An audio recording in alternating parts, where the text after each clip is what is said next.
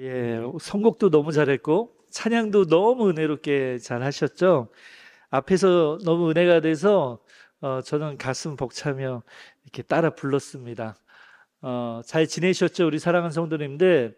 우리 서로를 만나서 교제를 할 수 있고 함께 공예배 가운데 예배드릴 수 있는 것이 하나님의 큰 뜻이고 또 은혜입니다. 우리 옆에 축복하기 원합니다. 사랑합니다. 축복합니다. 좋은 일 가득하시기 바랍니다.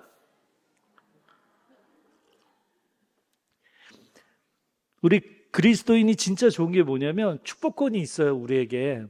축복권이 있습니다. 마음껏 축복하기 원합니다.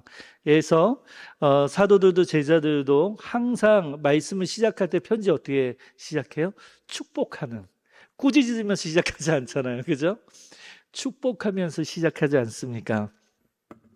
우리가 이렇게 인사하는 것이 하나도 의미가 없는 것이 아니라 그대로 하나님이 들으시고 응답해 주실 줄 믿습니다.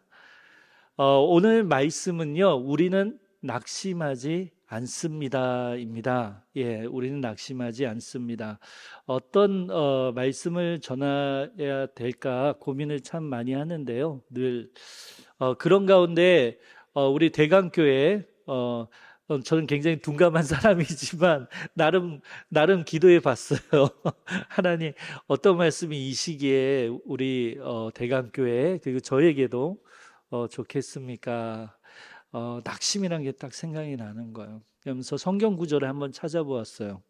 성경 구절을 찾아보았더니 고린도후서 4장에 낙심이라고 언급한 것만 3번에 걸쳐서 바울이 특별히 많은 서신서에서 바울이 가장 많이 이제 언급한 이 낙심이라는 단어를 가장 많이 언급한 이 복음서를 이 서신서를 쓴 사람이라고 할 수가 있습니다. 우리 고린도후서 4장 16절의 말씀 한번 읽어볼게요. 고린도후서 4장 16절의 말씀 앞에 보이죠? 예, 같이 읽습니다. 시작. 그러므로 우리가 낙심하지 아니하노니 우리의 겉사람은 낡아지나 우리의 속사람은 날로 새로워지는도다. 아멘, 아멘. 우리는 일상 속에서요, 여러 가지 이유로 사실 낙심할 때가 많이 있어요.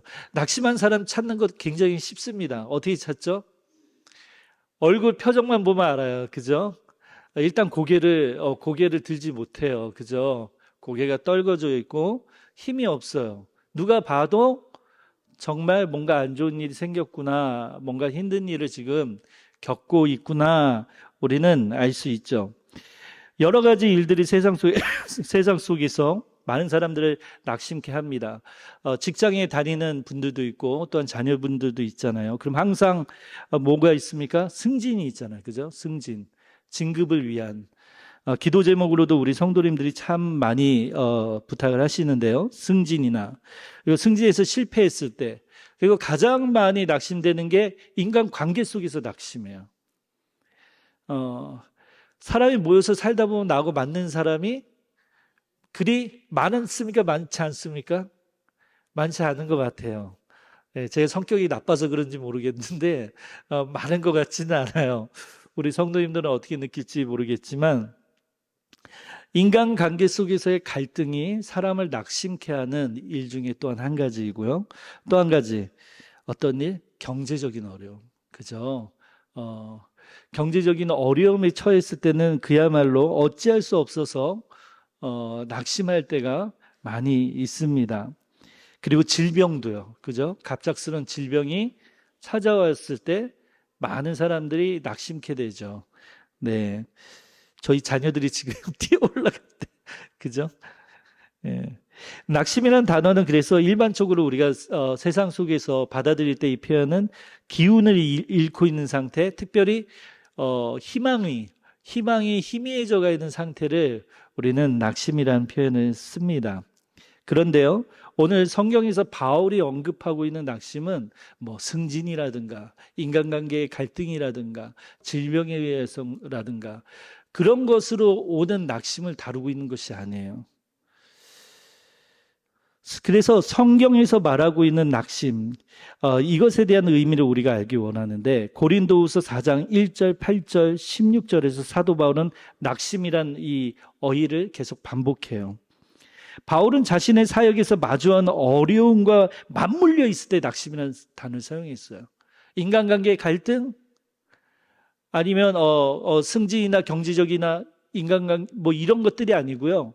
질병이 아니고요. 어떤 때 낙심을 했냐면은 어떤 때 이 낙심이라는 단어를 사용했냐면 사명을 다할 때 하나님께서 나에게 주신 그리스도인으로서 내 정체성을 가지고 하나님이 나에게 주신 그 미션을 행할 때 나를 좌절시키고 나를 낙심케 하고 나로 하여금 기운을 잃게 하고 나로 하여금 사역의 즐거움을 잃게 만드는 모든 걸 포기하고 싶은 사람을 살리는 일, 복음으로 사람을 살리고 복음으로 교회를 세우고 이런 일을 할 때 나를 반대하는 자들과 나의 목숨을 빼앗으려고 나를 공격하는 유대인들, 정말 수없이 많은 목숨을 잃을 뻔한 경우를 많이 겪었죠, 바울이.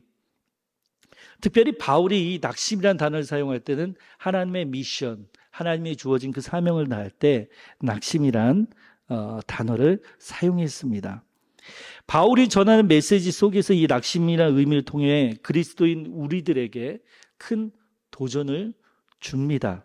우리는 바울과 같은 성정을 가졌죠. 바울이 특별한 것이 아니죠. 그죠? 하나님이 특별하신 거죠. 바울을 그렇게 사용한.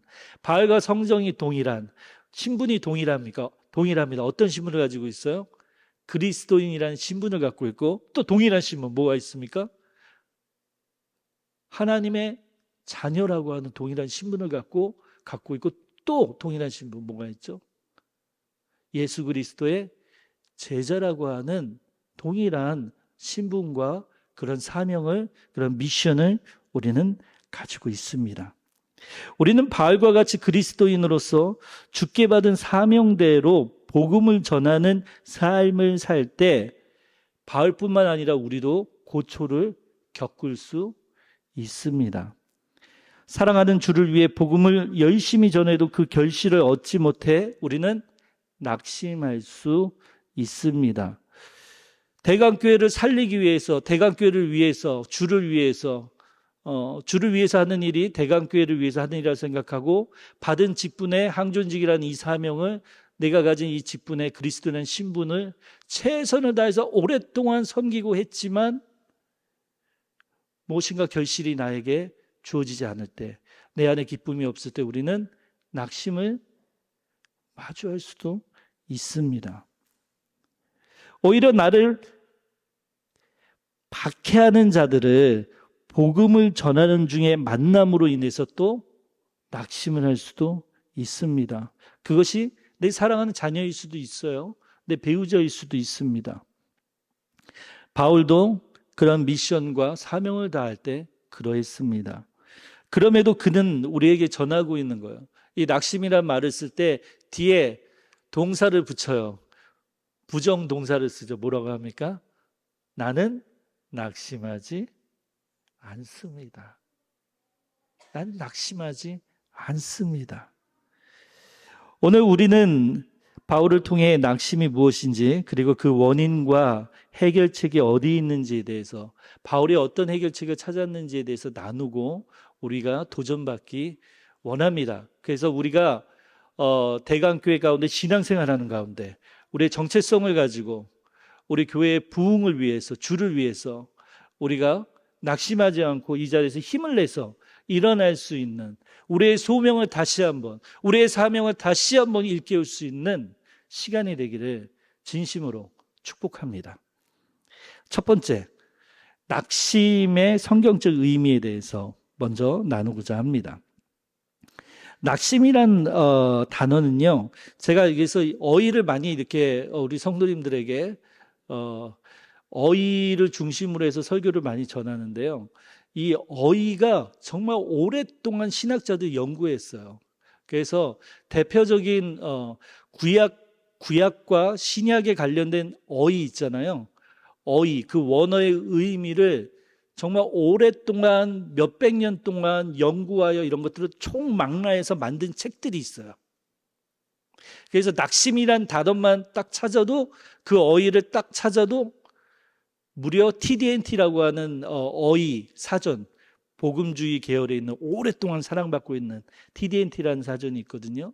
그런 사전의 어휘만 찾아봐도 성경보다 더 작은 글씨로 빼곡하게 한 5페이지 넘게 다 설명돼 있어요.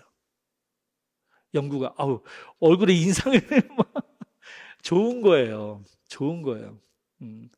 그래서 우리의 위대한 신학자들이 오랫동안 이어오면서 복음주에 있는 신학자분들이 이 낙심이라는 이 어휘에 대해서도 연구를 오랫동안 성경적 의미를 찾은 거예요. 그걸 제가 정리해서 설교 시간에 잠깐 짧게 소개를 해드리는 겁니다. 그래서 이 낙심이라는 단어는요, 복합어예요. 복합어.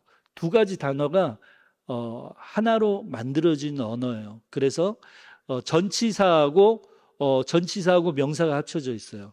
그래서 낙심이라는 단어는 첫 번째 전치사는 뭐뭐 안에라는 뜻이 있고요. 그리고 그 다음에 명사 단어는 악이라는 뜻이 있어요. 악, 이불, 악. 그러니까 뭐예요, 이 뜻이? 악의 악 안에 있는 상태. 이거를 낙심이라고 오랫동안 신학자들이 이 성경적 의미를 쫓았어요.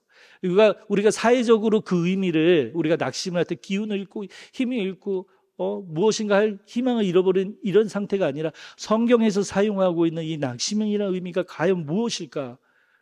바울과 같은 인물들이 이 낙심이라는 단어를, 문장들을 여러 어휘 성경 속에서 쓰고 있는데 이 의미가 도대체 무엇일까? 그것을 악 안에 있는 상태가 낙심이라고 해석을 내렸어요. 악을 주장한 자가 누구죠? 사단인 거예요, 사단. 그러니까 낙심은 누가 일으키는 거예요? 은혜 받는 거예요. 그래서 이것만 봐도 저는 은혜를 받더라. 그러니까 낙심이라는 이 단어는 하나님이 성도에게 바라는 영적 상태가 아니라는 거예요. 사단이 원하는 영적인 상태, 소망을 잃은 상태, 그리스도와 하나님과 특별히 멀어져 있는 상태, 사단 안에, 사단 안 속에 완전히 침체되어서 눌러져 있는 상태를 낙심이라고 하는 겁니다. 하나님은 우리로 하여금 낙심의 영적인 상태를 근본적으로 원하는 것은 아닙니다. 근본적으로 우리가 주의 사명에 충성되게 하고자 할 때 사단이 충동질하고 사단이 가만히 있지 않습니다. 더욱 열심으로 부지런히 하나님과 멀어지게 하는 악을, 죄를 잉태하고 만들어냅니다. 낙심은 하나님께서 우리에게 원하는 것이 아니라 사단이 원하는 상태인 거죠. 사단은 신앙생활 하는데 필요한 하나님으로부터 오는 영적인 에너지와 공급을 원천에 차단하려고 하는 거예요. 뭘 통해서? 사단의 손아귀에 있는 낙심이라고 하는 그 상태 가운데 있을 때. 그러니까 우리가 주의를 할 때 내가 힘이 없고 내가 낙심되고 다 하기 싫고 내려놓고 싶을 때, 그때 누구를 쫓아내야 돼요?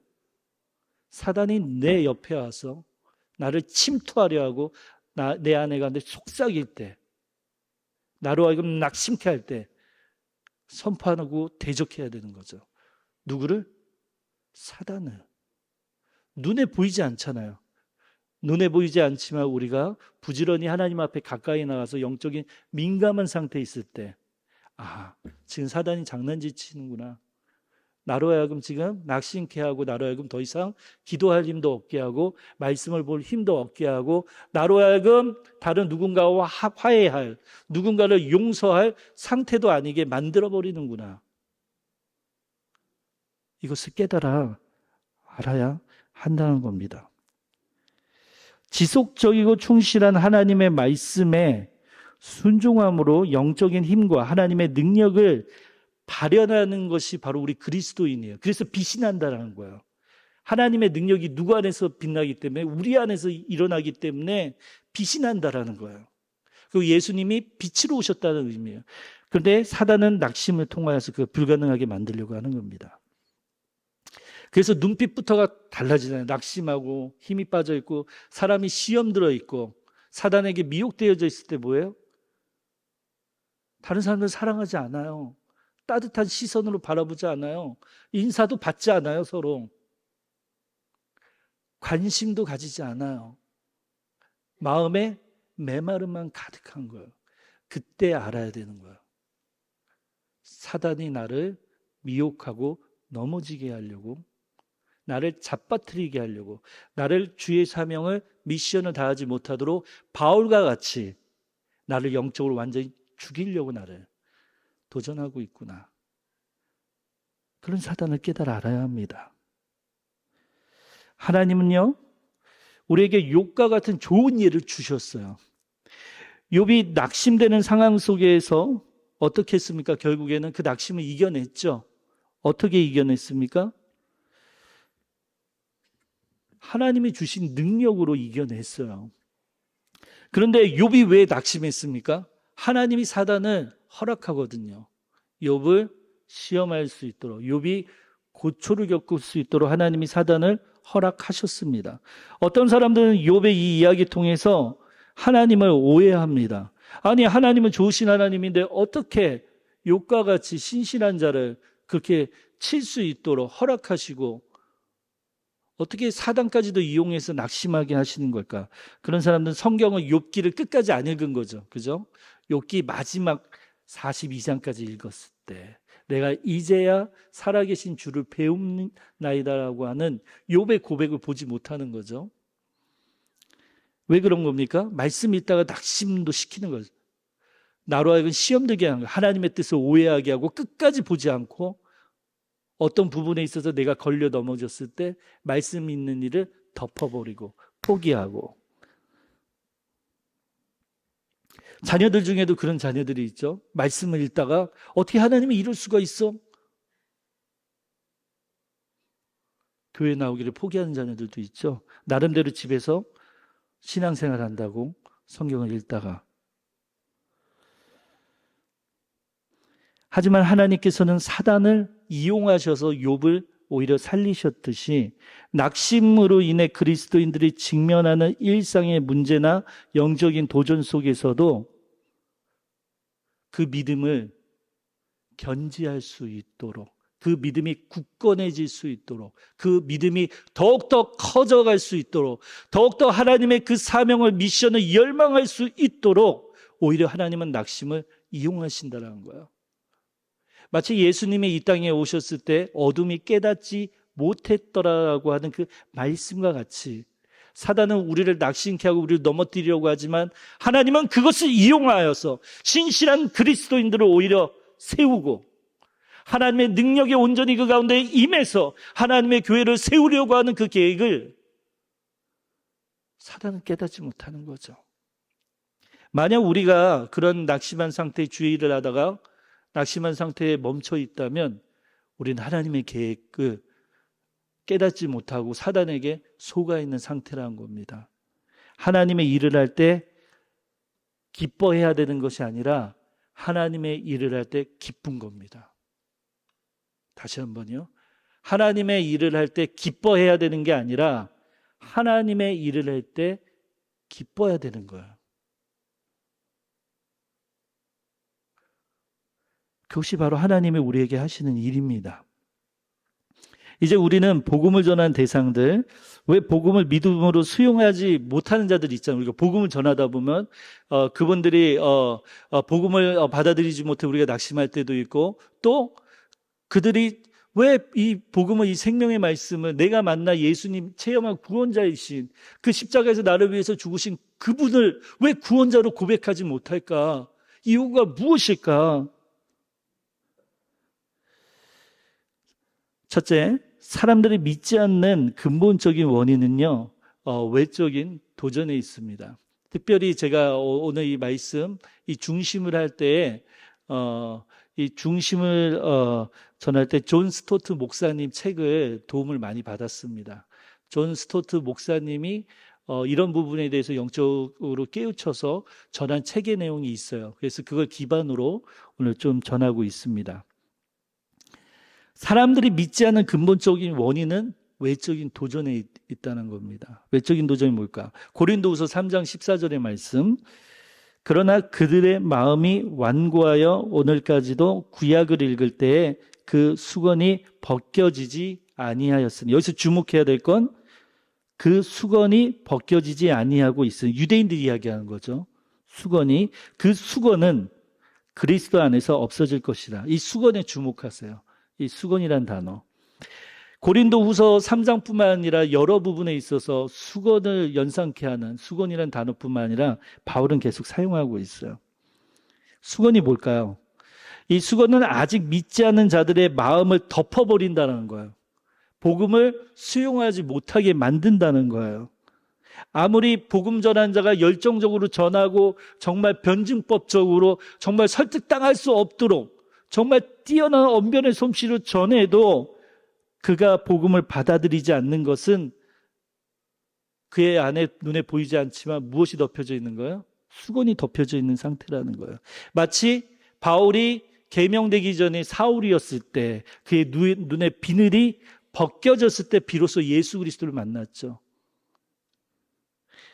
바울은 이 수건을요, 사단으로 보고 있는 겁니다. 사단에 의해 영적으로 눈먼 상태를 의미한 거예요. 눈먼 상태. 그래서 예수님도 오셨을 때 맹인이라는 언어를 사용하실 때 뭡니까? 육적으로 눈에 안 보이는 맹인이 아니라 진짜 맹인은 누구예요? 영적으로 가려져서 보지 못하는 자. 영적으로 눈이 가려져서 예수가 그리스도인 것을, 예수님이 하나님의 아들인 것을, 이 복음의 기쁜 소식을, 하나님 아버지를 깨달아 알지 못하는 것, 그것을 언급하셨습니다. 고린도후서 4장 4절의 말씀, 그중에 이 세상의 신이 믿지 아니하는 자들의 마음을 혼미하게 하여, 여기서 주목해야 될 것, 이 세상의 신 누굴까요? 사단이죠. 이 세상의 신이 믿지 아니하는 자들의 어디를 혼란케 해요? 머리를? 지식을? 지성을? 아니요. 마음을. 그리스도의 영광의 복음의 강체가 비치지 못하게 함이니 라고 이야기하고 있죠. 우린요, 이런 의문을 수없이 가져요. 이단 사이비들이 정말 많죠. 요즘 더욱더 득세하고 있습니다. 더욱더 많아지고 있어요. 아니, 이단과 사이비에 빠진 자들 보면 정치인들도 있고요, 교수들도 있어요. 그죠? 의사들도 있고요. 정말 세상에 내놓으라고 하는 깜짝 놀랄 만한 위치에 있는 자들이 있어요. 엔터테인먼트 업계에도 있고요, 연예인들 중에도 있고.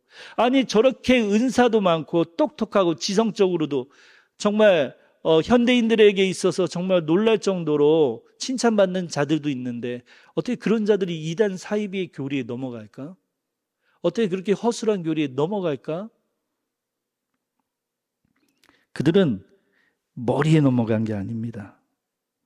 오늘 고린도후서 4장의 말씀처럼 믿지 아니하는 자들의 마음을 혼미하게 하는 사단에 의해서 사로 붙잡히게 된 것입니다.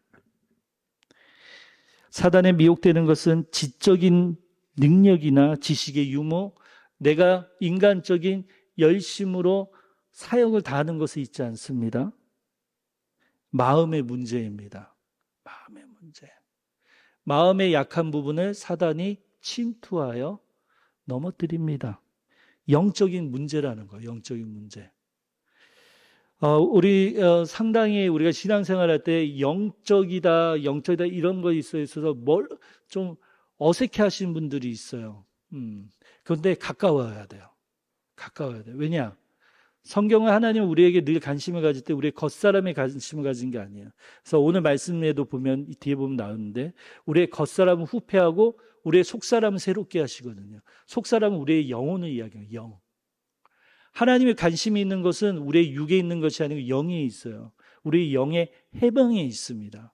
우리의 영혼이 구원받는 데 있어요. 그러니까 영적인 것, 영의 이런 이야기 나왔을 때 나하고 뭔 얘기하지 마시고 그것을 가까이 하시고 눈에 보이지 않는 것에 관심을 가지시고 하나님이 내 주변에서 어떻게 일하시는지, 사단이 어떻게, 눈에 보이지 않는 사단이 나를 어떻게 사로잡아 가는지에 대해서 민감해질 수 있도록 나를 하나님 앞에 단련시켜야 합니다. 그렇다면 이 영적인 문제를 어떻게 해결할 수 있을까요? 바울의 해결책은 간단하지만 강력한 거예요. 그것은 순수하고 변형되지 않은 순수 그 자체인 복음의 선포에 있습니다. 그는 속임수나 인간의 지혜로 복음을 전한 것이 아니라 하나님의 말씀을 분명하고 어떻게 했죠? 담대하게 선포하잖아요. 사람을 두려워합니까? 사람을 두려워하지 않고 어느 곳에 있든지 자신이 높은 위치에 있지 않고 오히려 감옥에 갇혀 있을 때에도, 자신이 재판 중에 있는 피고인의 상태에 있을 때에도 담대하게 재판장을 향하여, 왕을 향하여서 하나님의 말씀을 그대로 순수하게 자신의 생각을 담아서 넣는 게 아니라 하나님이 어떻게 나를, 예수 그리스도를 통하여 나를 어떻게 개종시켰고, 나로 하여금 어떻게 예수가 나의 구원자가 되셨고, 어떻게 예수 그리스도를 통하여 하나님이 나의 아버지가 되셨고, 그런 하나님이 보잘것없는 나에게 하나님의 능력을 주셔서, 힘을 주셔서 사람들을 변화시키게 했는지.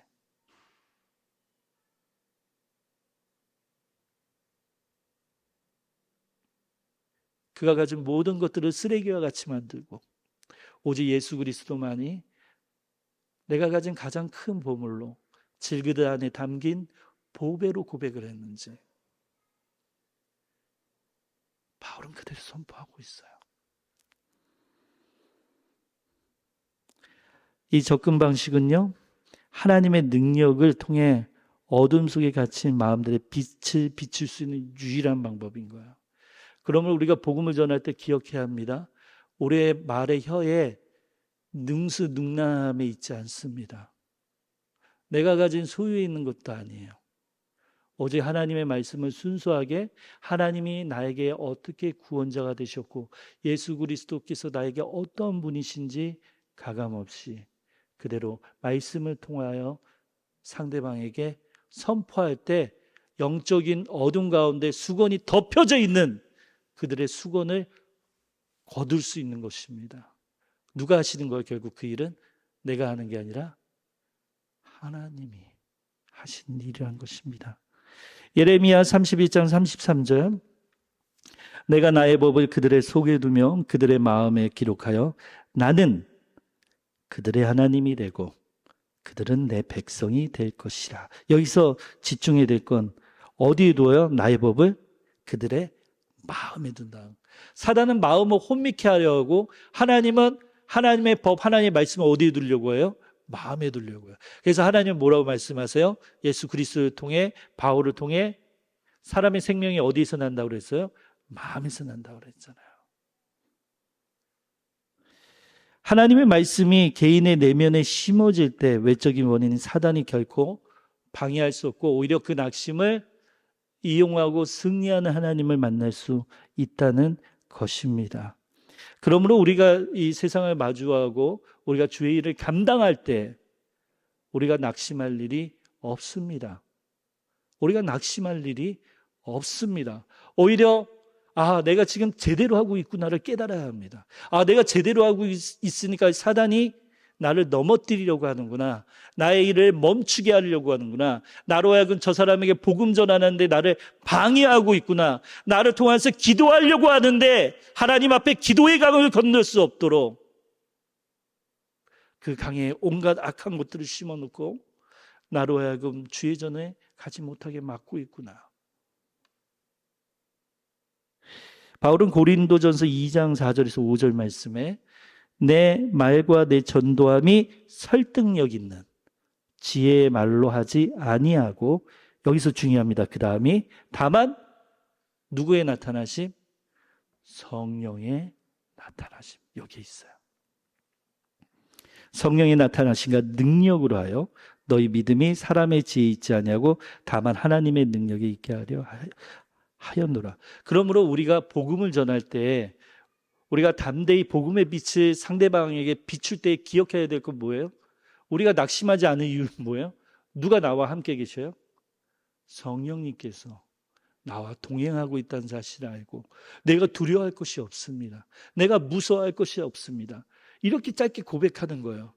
성령님, 이 말씀과 같이 나와 함께 계시니 제가 담대히 저에게 다가가 하나님의 살아있는 복음의 말씀을, 살아있는 예수 그리스도를 나의 구원자로 선포하겠습니다. 성령님, 저에게 능력이 되어주시고 저를 통하여 하나님 영광을 받아 주옵소서. 그러므로 하나님의 사역을 하는 것은 기뻐해야 되는 게 아니라 기쁘다는 거예요. 왜? 내 안에 역사할 수 있도록 하나님께 내 자리를 내어드리는 거예요. 그러니까 하나님의 사역을 할 때 시험 들고 사단에게 미혹되고 넘어지고 사람들과 다투고 좋은 일을 하려고 하는데도 내 뜻만 주장하게 되고 완고하게 되고 고집스럽게 되는 이유 중에, 원인 중에 하나는 무엇이냐면 하나님의 자리를 내어주지 않는 거예요. 내 마음에. 내 생각이 너무 강한 거예요. 그러니까 다른 사람도 담을 수 없는 거예요. 다른 사람에게 친절할 수 없는 거예요. 다른 사람이 사랑스럽게 보이지 않는 거예요. 하나님의 일을 할 때 가장 기본적인 것은 나를 죽이는 겁니다. 내 마음에 하나님의 자리를 드리는 거예요. 주님, 제가 오늘 설교 강대상에 정말 위임 목사님이 동막교회 가서 말씀을 전하시는데 이 부족한 종이 순번에 의해서 순번에 의해서 제 순번이에요. 딱 우연히 걸렸어요. 순번에 의해서 제가 말씀을 전하게 됐는데 하나님, 정말 이 순간 하나님의 말씀이 하나님대로 선포되게 하시고 하나님만 보이게 하여 주옵소서. 말씀은 전하는 저조차 듣는 자가 되게 하소서. 선포되는 말씀 속에 저도 듣게 하여 주시고 깨닫게 하여 주시고 회개하게 하여 주시고 영적으로 민감한 상태가 되어서 하나님의 능력이 이 성전 가운데 가득 찰 수 있도록, 은혜가 가득 부어질 수 있도록 인간의 설득의 말로 인하여서 우리 성도들의 마음이 움직여지고 내가 그렇게 살아야겠구나가 아니라 진실로 살아계신 하나님의 음성을 이 시간 들어서 나의 영적인 상태를 깨닫게 하여 주셔서 우리 믿음의 공동체, 대강교회 공동체가 지금 믿음으로 침체 상태에 있는지, 아니면 이제 벗어나려고 하는 상태에 있는지, 아니면 뜨거운 상태에 있는지 우리 공동체가 서로 깨달아 알고 서로를 격려하고 서로를 일으키고 서로를 사랑스럽게 바라보고 서로를 친절히 대하고 하나님의 일이 우리 교회 안에 일어날 수 있도록 내 자신을 완전히 드릴 수 있는, 하나님 앞에 다시 한번 회심하며 하나님의 자리로 올려드리는 시간이 되기를 진심으로 기도하며 이 자리에 섰습니다. 로마서 1장 16절의 말씀, 이 말씀 너무 좋습니다. 내가 복음을 부끄러워하지 아니하노니 이 복음은 모든 믿는 자에게 구원을 주시는 하나님의 능력이 됨이라. 이 능력은 모든 인간적인 난간을 뛰어넘어 그리스도의 사랑과 구원의 메시지를 우리를 매개로 하여 우리를 전달하게 합니다. 세상 가운데. 제가요 얼마 전에 유튜브를 통해서 본 것 중에 네팔이 그렇게 복음화가 되고 있습니다. 지금 오래전, 벌써 한 10여 년 전부터 뜨겁게 일어나기 시작했죠. 네팔에 놀랍게도 예수님을 믿는 자들이, 회심하는 분들이 계속 늘어나고 있어요. 마치 우리나라가 정말 경제적으로 성장하지 못한 6.25 직후에 있었던 상태에 있었을 때, 그때도 우리 신분제도가 어느 정도 남아 있었잖아요. 그죠? 신분제도가 완전히는 아니지만 어느 정도. 근데 네팔은 신분제도가 있거든요. 그런데 그곳에 한국인 선교사님들이 가셔서 복음을 전하는데 기적이 일어나는 거예요. 말씀을 전하는데 치유가 일어나고 그 말씀 가운데 회심이 일어나고 뜨겁게 일어나니까 이 네팔의 주 종교는요, 힌두교하고 불교예요. 불교. 근데 힌두교가 대다수고 그 다음이 불교예요. 그리고 이슬람교예요. 그런데 무려 기독교가 이제는 3% 이상까지 올랐어요. 3% 이상까지. 대단한 숫자입니다. 3% 이상까지 오르면서 교회들이 신분이 낮은 층, 가난하고 힘든 그런 부락과 그런 동네에 교회들이 곳곳에 생기기 시작했어요. 그러다 보니까 이 네팔에 있는 종교인들이 타 종교인들이나 정치인들이 위기감을 느껴서 법을 하나 통과시켰어요. 그게 요지가 뭐냐면 종교를 타인에게 전하거나 강요하면 구금시키는 법이에요. 그래서 종교를 다른 사람에게 전할 수도 없고 강요하면 신고하면 감옥 가야 되는 거예요. 그런데 이 법을 제정한 이유가 누구를 견제하기 위해요? 기독교를 견제하기 위해서. 기독교만을 견제하기 위해서. 두려움을 느끼는 거예요. 왜냐하면 기독교는 사회 전체 조직을 흔드는 거예요. 이슬람교나 힌두교나 그런 제도는 신분, 카스트 제도를 기반으로 하고 있잖아요. 그런 나라에 많이 정착돼 있잖아요.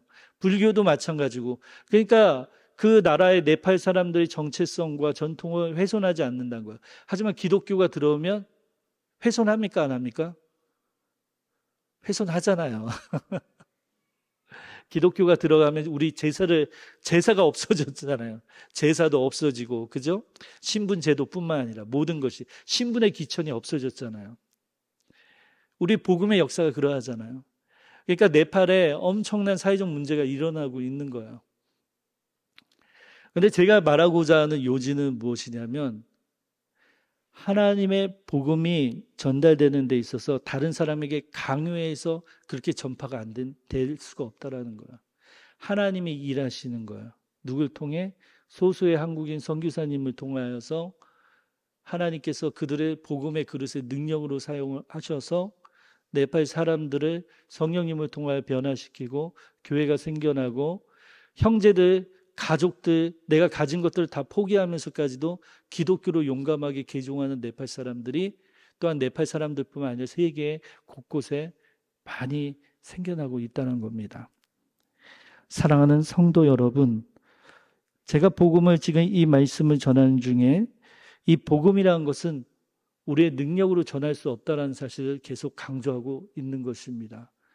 성령께서 내 안에 내 마음 안에 역사하시고 나를 주장하시고 이 사역을 기뻐서 하는 것이 아니라 기뻐서 하는 일이 될 수 있도록 내 자신을 완전히 내어드리고 순종하고 복종해야 합니다. 오늘날 한국교회의 침체를 저는 침체적인 단계라고 보는데요. 오랜 동안 침체의 단계에 목회자 그룹부터 시작해서 왜냐하면 신학교에서부터 알 수 있죠. 목회자 그룹에서부터 항존직에 이르기까지 교회가 전체적으로 지금 침체 가운데 늪에 들어가는 이유 중에 하나는 하나님의 말씀에 온전히 순종하지 않기 때문이라고 생각합니다. 복종하지 않기 때문이라고 생각을 합니다. 하나님의 말씀이 선포될 때 그대로 순종하여 그 자리에 내 마음에 하나님께 그것을 다 드려야 되는데 여전히 내 자리를 포기하지 못하고 있는 상태. 여전히 나의 뜻과 나의 생각이 강한 상태. 여전히 사단을 영적으로 완전히 내몰고 낙심을 내 안에서 버리는 상태에 이르지 못했다고 생각합니다.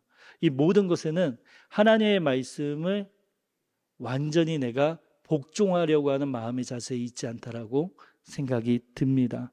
사랑하는 성도 여러분, 오늘 말씀을 전하면서 낙심 극복의 방법은 다른 방법이 있지 않습니다. 하나님 아버지 앞에 순수한 복음을 선포하는 그릇의 도구로서 나를 내어드려야 되고 그 일이 성령님을 통하여서 내 안에 역사되어 줄 수 있도록 마음 안에 내 자리를 포기해야 된다는 거야. 내 자리를 포기해야 된다는 거야. 우리 배우자분들 중에서도 교회에 나오고 싶은데 나오지 못하는 분들 중에 많은 것 중에 하나가 뭡니까? 이제 술과 담배 하신 분들도 있어요. 교회 나오면은 말씀 들으면 더 이상 술과 담배를 이제 세상적인 유의를 포기해야 되기 때문에 그것을 아직은 포기하고 싶지 않아서 그런 분들도 있어요. 마찬가지로 교회 안에는 없을까요?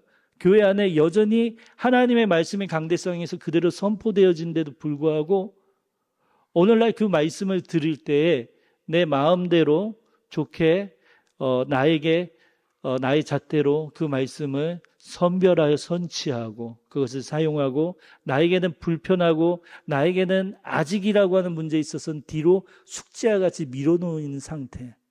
저는 이걸 영적인 침체의 상태라고 생각을 하고요. 그런 성도들이 한두 명이 늘어났을 때, 그리고 목회자 구대에서도 마찬가지로 목회자들도 영적인 침체에 빠져서 하나님의 사역에 대한 더 이상 기대감도 없이 어떤 영혼의 어떤 변화와 구원과 교회에 정말 살아 숨쉬는 복음을 더 이상 소망하지 않고 마치 출근 도장 찍듯이, 모든 목회자가 그렇다는 건 아니고요. 그런 상태에 머물러 있을 때 그 영적인 침체 있는 목회자를 통하여 그 성도들이 또 전염되는 거죠. 저는 이 말씀을 전하면서 저는 그럼 대단하냐 그렇게 하는 거 아니고 저에게도 선포하고 있습니다. 우리 모두가 깨어나야 되는 거예요.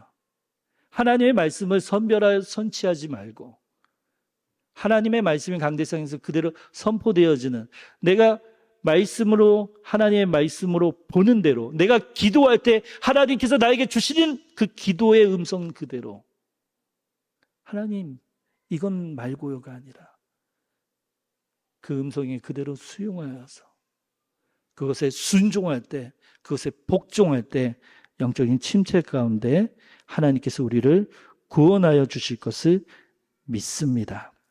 마지막으로 제가 조지 허버트의 은혜로운 기도라고 하는 시를 읽으면서 마치겠습니다. 주님, 제 삶의 모든 순간에서 주님의 손길을 느낄 수 있게 하소서. 고난이 찾아와 마음이 무거울 때 그것을 이겨낼 힘을 주소서. 주님의 빛 속에서만 살게 하시고 어둠 속에서 길을 잃지 않게 하소서. 아멘. 기도하겠습니다. 사랑이 많으신 하나님 아버지, 이 시간 주 예수 그리스도 구원자 되시는 공로에 의지하여 하나님의 말씀을 선포하며 성령님을 통하여 하나님의 능력이 우리 가운데 살아 숨쉬기를 소망하며 말씀을 전했습니다. 하나님, 우리가 영적인 침체에 사단에 미혹되지 않게 하여 주시고 사단에 의해서 우리의 마음이 잠식되지 않게 하여 주시옵소서. 우리의 마음의 주인이 바로 하나님의 아버지의 자리인 것을 알고 삼위일체 되시는 하나님께 우리의 마음을 100% 드리며 주님의 뜻에 순종하여 복종하여 하나님의 위대하신 그 사명을 다해서 기쁨으로 그리스도의 정체성을 발견하는 은혜를 저희에게 허락하여 주옵소서. 이 모든 말씀 예수 그리스도의 이름으로 기도합니다. 아멘.